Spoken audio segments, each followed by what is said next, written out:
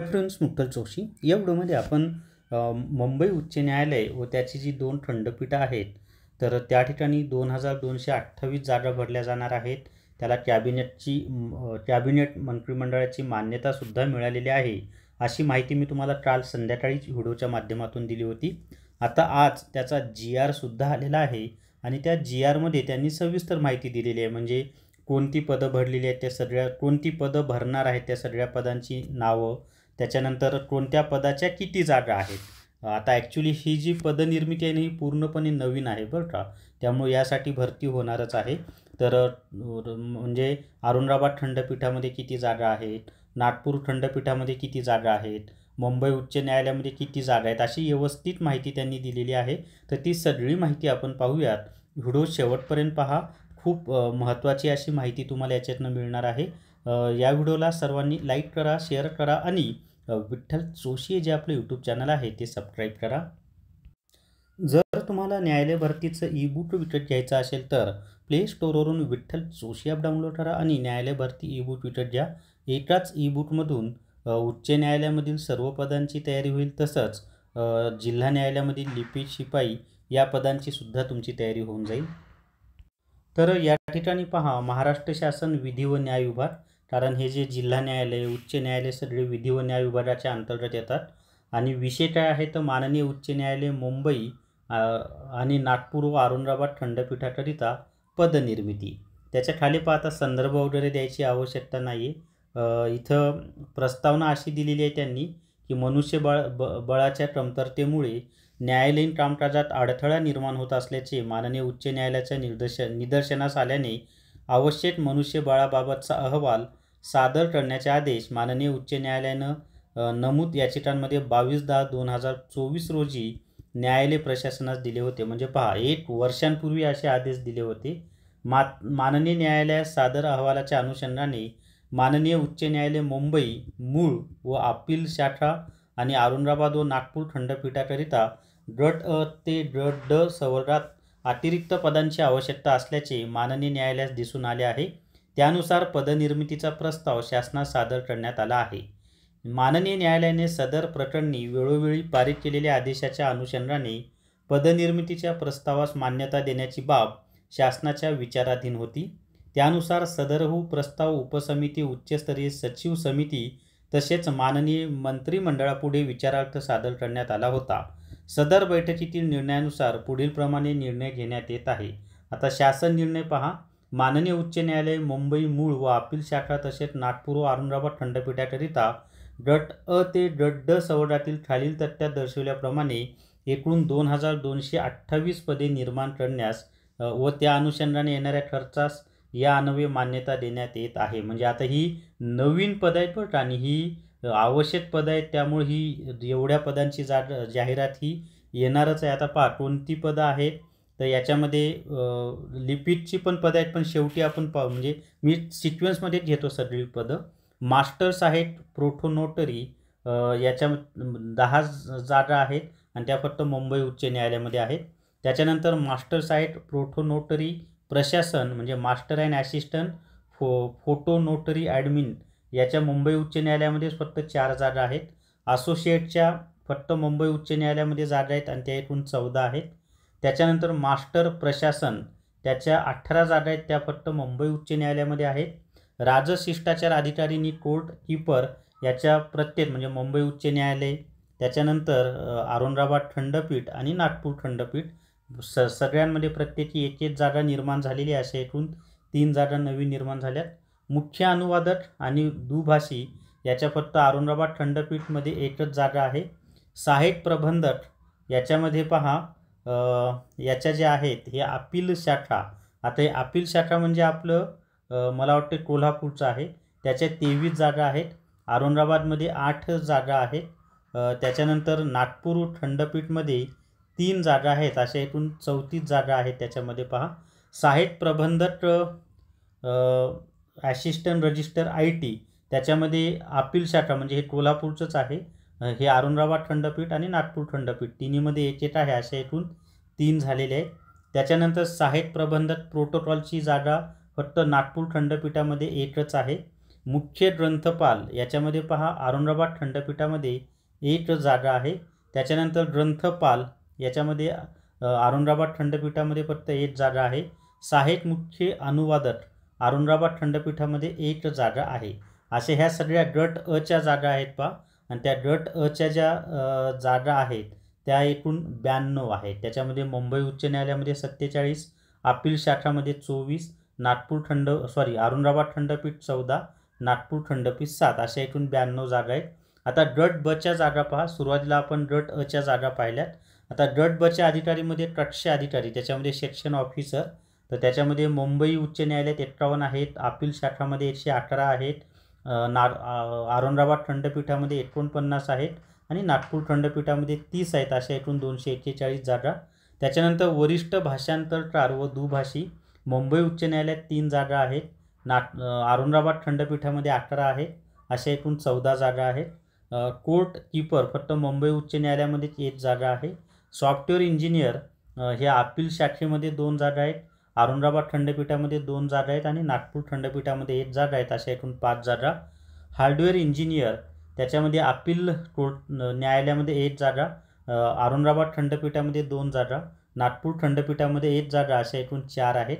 त्याच्यानंतर उपग्रंथपाल त्याच्यामध्ये औरंगाबाद खंडपीठामध्ये 1 जागा, नागपूर खंडपीठामध्ये 1 जागा, अशा एकूण 2 जागा आहेत. तर गट ब च्या एकूण किती जागा आहेत तर 267. त्याच्यामध्ये मुंबई उच्च न्यायालयामध्ये 55, अपील शाखामध्ये 114, औरंगाबाद खंडपीठामध्ये 65, नागपूर खंडपीठामध्ये 33. आता आपण गट क च्या जागा पाहूयात. यासाठीच तुम्ही खास हा व्हिडिओ पाहत आहात. तर त्याच्यामध्ये पहा उच्च श्रेणी लघु लेखक मुंबई उच्च न्यायालयामध्ये 5 आहेत, अपील शाखेमध्ये 4 आहेत, औरंगाबाद खंडपीठामध्ये 3 आहेत, नागपूर खंडपीठामध्ये 2, अशा एकूण 14 आहेत. त्याच्यानंतरचं आहे पहा निम्न श्रेणी लघु लेखक. आता हे जे निम्न श्रेणी लघु लेखक आहे त्याच्यामध्ये मुंबई उच्च न्यायालय 15, अपील शाखा 28, औरंगाबाद खंडपीठ 8, नागपूर खंडपीठ 4, अशा एकूण 55 आहेत. सहाय्यक कक्ष अधिकारी त्याच्यामध्ये मुंबई उच्च न्यायालय 92, अपील शाखा 152, औरंगाबाद खंडपीठ 87, नागपूर खंडपीठ 45, अशा एकूण 376 आहेत. कनिष्ठ भाषांतरकार व दुभाषी त्याच्यामध्ये मुंबई उच्च न्यायालयामध्ये 20 आहेत, औरंगाबाद खंडपीठामध्ये 11, नागपूर खंडपीठामध्ये 6, अशा एकूण 37 जागा आहेत. त्यानंतरचं पहा सॉफ्टवेअर प्रोग्रामर त्याच्यामध्ये अपील शाखेमध्येच फक्त 2 आहेत. सहाय्यक ग्रंथपालमध्ये औरंगाबाद खंडपीठमध्ये 2 आहेत, नागपूर खंडपीठामध्ये 1, अशा एकूण 3 जागा आहेत. त्याच्यानंतर वरिष्ठ ग्रंथपाल सहाय्यक नागपूर खंडपीठामध्ये 2 जागा आहेत. लिपिक याच्यासाठी सगळेजण वाट पाहत होते. तर मुंबई उच्च न्यायालयामध्ये 167 नवीन जागा निर्माण झाल्यात, म्हणजे ही 167ची नव्यानं जाहिरात येईल पहा. अपील शाखा आता हे अपील शाखा माझं मत आहे जे सर्किट कोर्ट झाले कोल्हापूरला तेच असणार आहे. 280 जागा आहेत. औरंगाबाद खंडपीठामध्ये 205 जागा आहेत, नागपूर खंडपीठामध्ये 83 आहेत. अशा एकूण 735 नवीन जागा तयार झालेल्या आहेत. म्हणजे लिपिकच्या एकूण किती जागा आहेत 735. सर्वात जास्त जागा आहे लिपिकच्याच आहेत. त्याच्यानंतर वाहन चालकच्या सुद्धा अपील शाखेमध्ये 22 आहेत, औरंगाबाद खंडपीठामध्ये 4, नागपूर खंडपीठामध्ये 4, अशा एकूण 30 जागा आहेत. तर गट क च्या एकूण मुंबई उच्च न्यायालयात 301, अपील शाखेमध्ये 488, औरंगाबाद खंडपीठामध्ये 320, नागपूर खंडपीठामध्ये 149, अशा एकूण 1258 जागांची भरती होणार आहे. आता गट ड मध्ये पहा. या गट ड मध्ये सहाय्यक मुख्य पुस्तक बांधणीकार अपील शाखेमध्ये 1च जागा आहे. जमादार अपील शाखेमध्ये 2 जागा आहेत. अतिरिक्त जमादार अपील शाखेमध्ये 2 जागा आहेत. पुस्तक बांधणीकार अपील शाखेमध्ये 3, औरंगाबाद खंडपीठामध्ये 15, नागपूर खंडपीठामध्ये 5, अशा एकूण 23 जागा आहेत. बांधणीकार मुंबई उच्च न्यायालयामध्येच फक्त 14 जागा आहेत. वरिष्ठ बांधणीकार अपील शाखेमध्येच फक्त 3 जागा आहेत. कनिष्ठ बांधणीकार अपील शाखेमध्ये 8 जागा आहेत. फायलर मुंबई उच्च न्यायालयात 14, अपील शाखेमध्ये 13, औरंगाबाद खंडपीठामध्ये 10, नागपूर खंडपीठामध्ये 5, अशा एकूण 42 जागा आहेत. हवालदार मुंबई उच्च न्यायालयात 2, औरंगाबाद खंडपीठामध्ये 5, नागपूर खंडपीठामध्ये 3, अशा एकूण 10 जागा आहेत. वरिष्ठ ग्रंथालय परिचर नागपूर खंडपीठामध्ये 2 जागा आहेत. ग्रंथालय परिचर नागपूर खंडपीठामध्ये 3 जागा आहेत. मुख्य माळी नागपूर खंडपीठामध्ये 1 जागा आहे. नाईक मुंबई उच्च न्यायालयात 7 जागा आहेत, औरंगाबाद खंडपीठामध्ये 5 जागा आहेत, नागपूर खंडपीठात 1 जागा आहे, अशा एकूण 13 जागा आहेत. मोटार यांत्रिक फक्त मुंबई उच्च न्यायालयामध्ये 2 जागा आहेत. दूरध्वनी तंत्रज्ञ मुंबई उच्च न्यायालयामध्ये 2 जागा आहेत. प्रतिलिपी यंत्रचालक मुंबई उच्च न्यायालय 3, तुमचं अपील न्यायालय 1, औरंगाबाद खंडपीठ 7 आणि नागपूर खंडपीठ 3, अशा एकूण 14 जागा आहेत. त्याच्यानंतर बाइंडर बॉय याच्यामध्ये अपील शाखे न्यायालयामध्ये 10 जागा आहेत. उद्वाहक चालक म्हणजे आपलं लिफ्ट ऑपरेटर औरंगाबाद खंडपीठामध्ये 5, नागपूर खंडपीठामध्ये 4 आहेत. पंप ऑपरेटर त्याच्यामध्ये पहा फक्त नागपूर खंडपीठामध्ये 1 जागा आहे. सहाय्यक मुख्य माळी नागपूर खंडपीठामध्ये 1 जागा आहे.